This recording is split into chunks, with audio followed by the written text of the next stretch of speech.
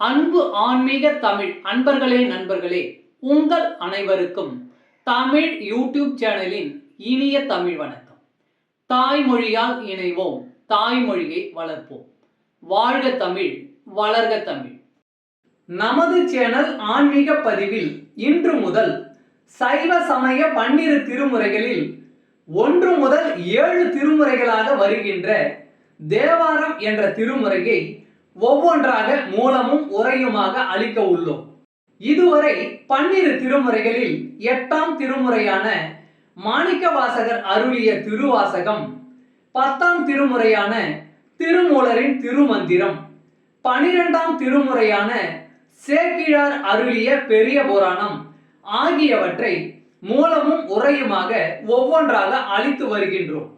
அந்த வகையில் தேவாரத்தையும் ஒவ்வொன்றாக மூலமும் உரையுமாக எளிய நடையிலும் தெளிவாகவும் மற்றும் விளக்கமாகவும் அளிக்க உள்ளோம், அளித்து வருகின்றோம். ஆன்மீக தமிழ் அன்பர்களாகிய நீங்கள் இதனை கேட்டு இதன் இனிமை உணர்ந்து இறைப்பயன் பெற வேண்டியும், மேலும் இப்பதிவிற்கு லைக் மற்றும் ஷேர் செய்தும், அது மட்டுமல்லாமல் இதுவரை இந்த சேனலுக்கு நீங்கள் சப்ஸ்கிரைப் செய்யவில்லை என்றால் சப்ஸ்கிரைப் செய்து பெல் சிம்பலையும் கிளிக் செய்து ஆதரவு அளிக்கவும் அன்புடன் கேட்டுக்கொண்டு இப்பதிவினை தொடர்கிறேன். வாருங்கள், ஆன்மீக பதிவான தேவாரம் பற்றி அறிவோம், அறிந்து தெளிவோம், தெளிந்து இறைப்பயன் பெறுவோம். ஓம் நம சிவாய. திருச்சிற்றம்பலம். தேவாரம் என்பது சைவ சமய கடவுளான சிவபெருமான் மீது பாடப்பெற்ற 12 திருமுறைகளில் முதல் 7 திருமுறைகள் ஆகும். இந்த 7 திருமுறைகளை திருஞான சம்பந்தமூர்த்தி நாயனார், திருநாவுக்கரசு நாயனார், சுந்தரமூர்த்தி நாயனார் ஆகிய நாயன்மார்கள் தமிழில் பாடியுள்ளார்கள். முதல் இருவரும் பொது ஊழி 7ஆம் நூற்றாண்டிலும், 3ஆம் அவர் பொது ஊழி 8ஆம் நூற்றாண்டிலும் இவற்றை பாடியதாக கருதப்படுகிறது. தேவாரங்கள் பதிக வடிவிலே பாடப்பட்டுள்ளன. பதிகம் என்பது 10 பாடல்களை கொண்டது. பொது ஊழி 7ஆம் நூற்றாண்டு தமிழ்நாட்டிலே பல்லவர் ஆட்சி பலம் பெற்றிருந்த காலமாகும். மிகவும் செல்வாக்குடன் இருந்த பௌத்தம், சமணம் ஆகிய சமயங்களுக்கு எதிராக சைவ சமயம் மீண்டும் மலர்ச்சி அடைய தொடங்கிய காலம். திருஞான சம்பந்தர், திருநாவுக்கரசர் போன்றோர் தோன்றி ஊர் ஊராக சென்று சமய பிரச்சாரம் செய்தனர். சென்ற இடங்களிலெல்லாம் இருந்த கோயில்கள் மீது தேவாரங்களை பாடினர். திருஞான சம்பந்தர் தனது 3வது வயதில் தேவாரங்களை பாடத் துவங்கியதாக சொல்லப்படுகிறது. இவர் தனது சொந்த ஊரான சீர்காழியில் உள்ள தோணியப்பர் மீது தோடுடைய செவியன் என்று தொடங்கும் அவரது முதற் பதிப்பை பாடினார். தெய்வங்கள் மீது பாடப்பட்ட ஆரம் என்பதால் தேவாரம் என்று பெயர் பெற்றதாக கூறுவர். ஆனால் இசையியலில் வாரம் என்பது நடையை குறிக்கும் சொல்லாகும். வார நடை என்பது முதல் நடை 2ஆம் நடையில் பாடுவது என்பதையே குறிக்கிறது. பொன்னார் மேனியனே தோடுடைய செவியன் பாடல்களை ஓதுவர்கள் முதல் நடையில் தான் பாடுகிறார்கள். முதல் நடையில் ஓர் எழுத்தாக பாடுவதையே முதல் நடை என்பர். திருவதிகை வீரட்டானம் என்னும் தளத்தில் பாடிய கூற்றாயினவாறு விளக்க களிர் என்று தொடங்கும் பதிகமே அப்பர் என்று அழைக்கப்பட்ட திருநாவுக்கரசரின் முதற் பதிகம் ஆகும். பித்தா பிறைசூடி என்று தொடங்கும் தேவாரம் சுந்தரரின் முதற் பதிகம் ஆகும். பொது ஊழி 10ஆம் நூற்றாண்டில் ராஜராஜ சோழனின் ஆட்சியின் போது சிதம்பரம் கோயிலிலே கவனிப்பாரற்று கிடந்த தேவாரங்களையும் வேறு பல சமய இலக்கியங்களையும் எடுத்து பூச்சிகளால் அரிக்கப்பட்டு அழிந்தவை போக எஞ்சியவற்றை நம்பியாண்டார் நம்பி என்பவர் 12 திருமுறைகளாக தொகுத்தார். சுந்தரமூர்த்தி நாயனார் பாடிய பாடல்களை சுந்தர தேவாரம் என்று அழைக்கின்றனர். இப்பாடல்களை திருப்பாட்டு என்றும் அழைப்பது வழக்கம். இப்பாடல்களை 12 திருமுறைகளிலும் தேவாரத்திலும் இணைத்துள்ளார்கள். இவர் சிவபெருமான் மீது பாடிய பாடல்கள் 38,000 என்று கூறுகின்றனர். இவை பண்களோடு அமைந்துள்ளன. அதனால் பண் சுமந்த பாடல்கள் என்றும் கூறுகின்றனர். இவற்றில் 100 பதிகங்கள் கிடைத்துள்ளன. அவற்றில் 17 பண்கள் இடம்பெற்றுள்ளன. தேவாரங்களில் செந்துருத்தி பண் கொண்டு பாடியவர் இவரே. தேவாரங்களை பாடிய மற்ற இருவரான ஞான சம்பந்தரும் நாவுக்கரசரும் இந்த பண்ணில் பாடல்களை பாடவில்லை. சுந்தரர் அருளிய திருப்பதிகங்களை திருப்பாட்டு என்று அழைப்பது மரபு. இவர் அருளியவை 38,000. அவற்றில் கிடைத்த பதிகங்கள் 101 மட்டுமே. பண் வாரியாக திரட்டி 1 முதல் 7 திருமுறையாக அடைவு செய்துள்ள முறை முதலாவது ஆகும். இது பன்முறை எனப்படும். தேவார ஆசிரியர் மூவருள் இயலிசை தமிழாகிய திருப்பதிகங்களை முதலில் அருளி செய்தவர் திருஞான சம்பந்தர். ஆதலின் அவர் அருளிய திருப்பதிகங்கள் முதல் 3 திருமுறைகளாகவும் அவதம் எழுதகை நண்பராய் விளங்கிய திருநாவுக்கரசர் அருளிய திருப்பதிகங்கள் 4ஆம் திருமுறை, 5ஆம் திருமுறை, 6ஆம் திருமுறை என 3 திருமுறைகளாகவும் இவ்விரு பெருமக்களும் வாழ்ந்த காலப்பகுதியை ஒட்டி சில ஆண்டுகள் பிற்பட்டு தோன்றிய நம்பியூரார் ஆகிய சுந்தரமூர்த்தி சுவாமிகள் அருளிய திருப்பதிகங்கள் 7ஆம் திருமுறையாகவும் தொகுக்கப்பட்டன. இப்பெருமக்கள் மூவருள் முறையே ஒவ்வொருவரும் அருளி செய்த திருப்பதிகங்களில் அமைந்த பண்களை வகைப்படுத்தி ஒவ்வொரு பண்ணுக்கும் உரிய திருப்பதிகங்களையும் 7 திருமுறைகளாக வகுத்தெழுதியது பழைய முறை ஆகும். திருத்தலங்கள் வாரியாக மூவர் பாடல்களை தொகுத்து அடைவு செய்த முறை 2வது ஆகும். இது அடங்கன் முறை எனப்படும். மூவரில் ஒவ்வொருவர் பதிகங்களையும் தனித்தனியாக வைத்து தலங்கள் வாரியாக தொகுத்து அடைவு செய்த முறை 3வது ஆகும். இது தலமுறை எனப்படும். தலமுறை என்பது கோயில், திருவேட்களம் முதலாக திருப்பதிக கோவையர் குறித்த முறையொட்டி தேவார பாடல் பெற்ற திருத்தலங்களை எல்லாம் தில்லை பெருங்கோயில் முதலாக வரிசைப்படுத்தி அத்தலங்களுக்குரிய தேவார பதிகங்களை முற்குறித்த 7 திருமுறை பாகுபாட்டிற்கு ஏற்ப முறைப்பட சேர்த்து அமைத்த முறையாகும். பெரிய புராணத்தில் மூவரின் வரலாறு சேக்கிழார் கூறும்போது இன்னப்பதிகம் ஊர் எல்லையில் இறைவன் திருமுன் வலம் வரும்போது பாடப்பெற்றது என்று கூறி வருவதை அறியலாம். அதன்படி தேவாரம் பாடப்பெற்ற காலமுறைப்படி ஒரு தொகுப்பு இருந்தது என்று உறுதி செய்யலாம். சோழர் வரலாற்றில் அக்குறிப்பு உள்ளது. அதற்கு பாடியவாறு என்று பெயர். தலமுறை பன்முறை வகைகளில் பன்முறைமையே பழைய ஏட்டுச்சுவடிகளில் இடம்பெற்றுள்ளது.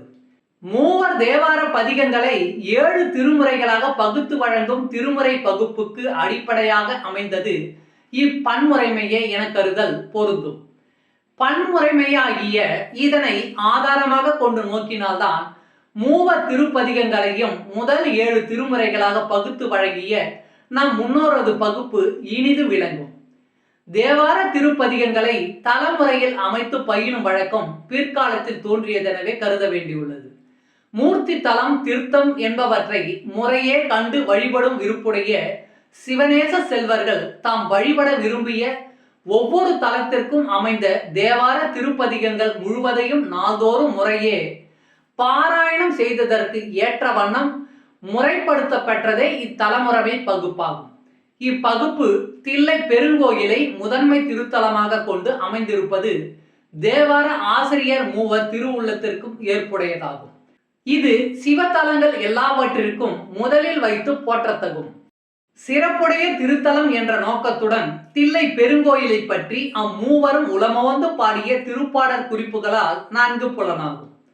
இக்குறிப்பினை விளக்கும் முறையில் கோயில், திருவேட்களம், நெல்வாயில், கழிப்பாலை என தொடங்கும் திருப்பதிகை கோவை அமைந்திருத்தல் அறியத்தக்கதாகும். மேற்குறித்த பன்முறை, தலமுறை என்னும் 2 வகை முறைகளுள் தேவார ஆசிரியர் காலந்தொட்டு இடையின்றி வழங்கி வருவதும் சைவ திருமுறைகள் 12 என்ற பகுப்பிற்கு நிலைக்களமாக அமைந்ததும் பன்முறைமையே ஆதலின் அம்முறையினை பின்பற்றி தேவார திருப்பதிகங்களின் அமைப்பினை நோக்குதல் ஏற்புடையதாகும். தேவார பாடல்களின் எண்ணிக்கையும் திருமுறை பாடியவர்களும். முதலாம் திருமுறை திருஞான சம்பந்தமூர்த்தி நாயனார் பாடல்கள் 1469. 2ஆம் திருமுறை திருஞான சம்பந்தமூர்த்தி நாயனார் 1331 பாடல்கள். 3ஆம் திருமுறை திருஞான சம்பந்தமூர்த்தி நாயனார் 1358 பாடல்கள். 4ஆம் திருமுறை திருநாவுக்கரசு நாயனார் 1070 பாடல்கள்.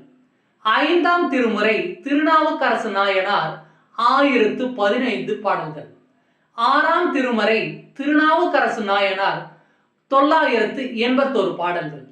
ஏழாம் திருமுறை சுந்தரமூர்த்தி நாயனார் 1026 பாடல்கள்.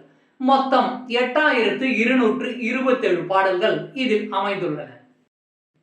பண் அமைத்தவர் என்று பார்த்தால் இப்பொழுதுள்ளபடி தேவார பாடல்களுக்கு பண் அமைத்து கொடுத்தவர் ராசேந்திர பட்டணத்திலிருந்து ஒரு பெண்மணி என்று உவே சாமிநாத ஐயர் குறிப்பிடுகிறார். தேவார காலத்து இசைக்கருவிகள் என்று பார்த்தால் யாழ், வீணை, குழல், கிண்ணரி, கொக்கரி, சச்சரி, தக்கை, முழவம், மொந்தை, மிருதங்கம், மத்தளம், தமருகம், துந்துபி, குடமுழு, தத்தகலம், முரசம், உடுக்கை, தாளம், துடி, கொடுக்குட்டி முதலியன. இவற்றுள் பல பண்டை காலம் முதலே தமிழகத்தில் இருந்தவை. தேவாரத்தில் காணப்படும் பெரும்பாலான பண்கள் தமிழ்நாட்டிற்கே உரியவை. அவை பண்டை இசை நூல்களில் கூறப்பட்ட இசை நுணுக்கம் பொருந்தியவை. அப்பண்களில் சில சிலப்பதிகாரத்துள் காணலாம். பல்லவ பேரரசர் காலத்தில் தமிழ்நாட்டில் தமிழ் பண்களும் தமிழ் இசையும் களி நடனம் புரிந்தன என்பதற்கு திருமுறைகளே ஏற்ற சான்றாகும். இவ்வளவு அருமையும் பெருமையும் நிறைந்த இறைப்பாடலான தேவாரம் திருமுறையை நாமும் அறிந்து கொள்வோம் வாருங்கள். சைவ சமய திருமுறைகளில் முதல் திருமுறையான தேவாரம் திருஞான சம்பந்த பெருமான் அருளி செய்த திருக்கடைக்காப்பு. பண் நட்டபாடை. தலம் திரு பிரம்மபுரம், திருச்சிற்றம்பலம். தானுதல் செய்திரை காணிய மாலொடு தன் தாமரை ஆனும் நீணுதல் செய்தொழியல் நிமிர்ந்தனதுள்ளம் கவர் கல்வன் வானுதல் செய்மகளிர் முதலாகிய வையத்தவர் ஏத்த பேணுதல் செய் பிரமாபுரம் ஏவிய பெம்மான் இவனன்றே. தானுதல் செய்திரை காணிய மாலொடு தன் தாமரை ஆனும் நீணுதல் செய்தொழியல் நிமிர்ந்தனதுள்ளம் கவர் கல்வன் வானுதல் செய்மகளிர் முதலாகிய வையத்தவர் ஏத்த பேணுதல் செய் பிரமாபுரம் ஏவிய பெம்மான் இவனன்றே. பாடலின் தெளிவுரை. திருவடியை காண திருமாலும் திருமுடியை காண பிரமனும் முயற்சி செய்ய அவர்கள் செயல் பயனற்றவைகளாக செய்யும் வகையில் நீண்டு வளர்ந்தவனாகிய ஈசன் எனது உள்ளத்தை கவர்ந்தவன். வாள் போன்ற நெற்றியை உடைய மகளிர் முதலாக உலகத்தவர் அனைவரும் ஏத்த பேணி காக்கும் பிரமாபுரம் ஏவிய பெருமான் இவன் அல்லவா. திருச்சிற்றம்பலம். அன்பு ஆன்மீக தமிழ் அன்பர்களே, நண்பர்களே, இவ்வீடியோ பதிவினை கேட்டு இன்புற்று ஆதரவு அளித்த அனைத்து தமிழ் உள்ளங்களுக்கும் எங்கள் மனமார்ந்த நன்றி. மேலும் இப்பதிவு உங்களுக்கு பிடித்திருந்தால் லைக் மற்றும் ஷேர் செய்து, இதுவரை இந்த சேனலுக்கு நீங்கள் சப்ஸ்கிரைப் செய்யவில்லை என்றால் சப்ஸ்கிரைப் செய்து ஆதரவு அளிக்க வேண்டி அன்புடன் கேட்டுக்கொள்கிறேன். நன்றி. அடுத்த பதிவில் உங்களை விரைவில் சந்திக்கும் வரை உங்களிடமிருந்து விடைபெறுவது தமிழ் யூடியூப் சேனல்.